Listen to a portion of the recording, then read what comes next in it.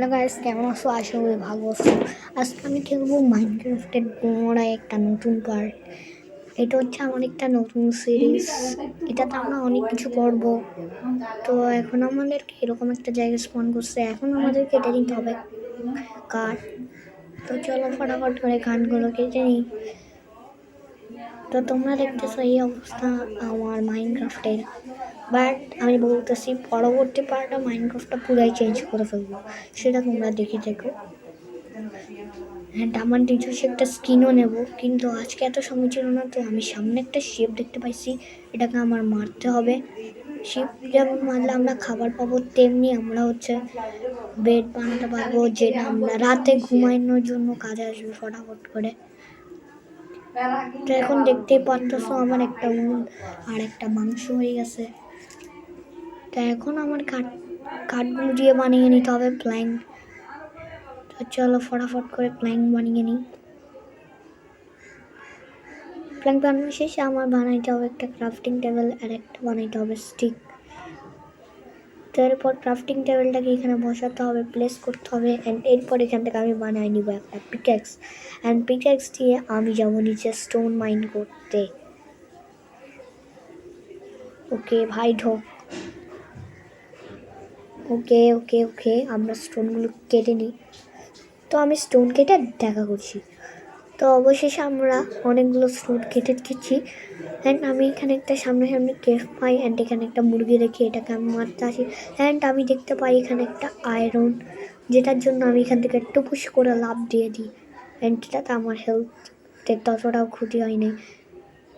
তো ওই দেখতে পারতেছি উপরে আয়রন, ফটাফট করে আয়রনগুলো নিতে হবে। আবার ক্রাফটিং টেবিল, আচ্ছা ক্রাফটিং টেবিল বানাইতে হবে। এরপর একটা আবার স্টোনের পিকেক্স বানাতে হবে, কেন না কাঠের পিকেক্স দিয়ে মেবি মাইন করলে এগুলো পাওয়া যাবে না, উঠা হয়ে যাবে। তো চলো ফটাফট করে উপরে উঠা যাক। উঠে পড় ভাই, উঠে পড়, উঠে পড়। অ্যান্ড আমরা দেখতে পারতেছো আয়রন একদম কাছাকাছি। তো দেখা যাক এখানে আমরা কয়টা আয়রন পাই। এখানে আমরা মোটমাট 2টো আয়রন পেয়েছি, অ্যান্ড এই সাইডে আরও 2টো, অর্থাৎ 4টা মোট আমার আয়রন আছে ভাগ্যে। তো এই 4টা আয়রনের থেকে 3টা আয়রন দিয়ে বানাইতে পারবো একটা বাকেট। এটা আমার জন্য অনেক ভালো হবে, তাহলে আমি নেক্সট পার্টে ইজিলি ফার্মিং করতে পারবো, আর কষ্ট হইল না গাইস। তো চলো ফটাফট করে কেটে নিয়ে এগুলো, এটাকে বলে লাভ।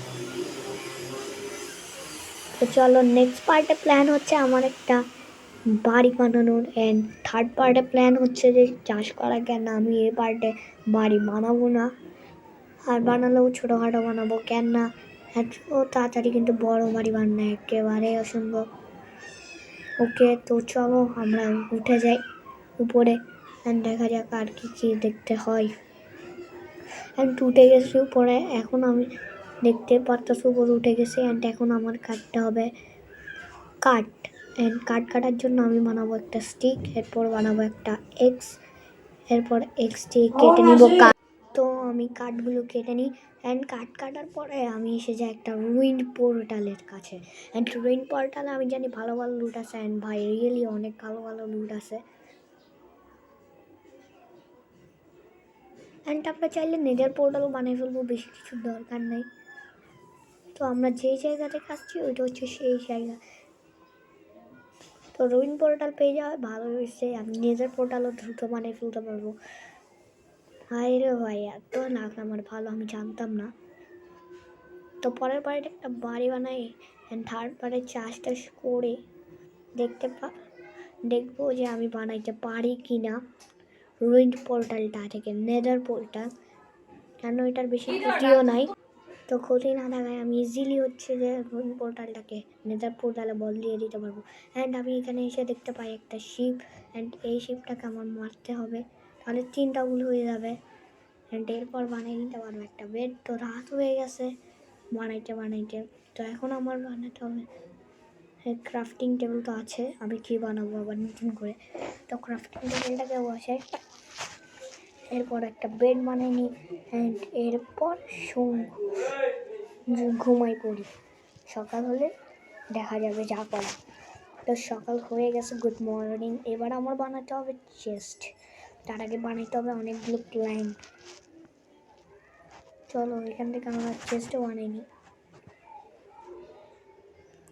এখানে মোট আমার ৬৪টা স্টেকের মতো, আরও 2টো হয়েছে। তাই এখন আমরা একটা চেস্ট আর একটা ফার্নেস বসিয়ে দিই। ওকে, ফার্নেসটা বসিয়ে দিই অ্যান্ড আমাদের দামি দামি জিনিস সবগুলো এই চেস্টে জমা করে দিই। তো চলো এগুলো জমা করে দেওয়া যাক। ওকে, তো চলো, তো বাকি আমি আর ভিডিওটা আর বড় করবো না। তো বাকি এই ছিল আজকের ভিডিও। ভালো লাগলে লাইক এন্ড সাবস্ক্রাইব করে দিবা। এতক্ষণ সবাই সুস্থ থাকা, গুড বাই।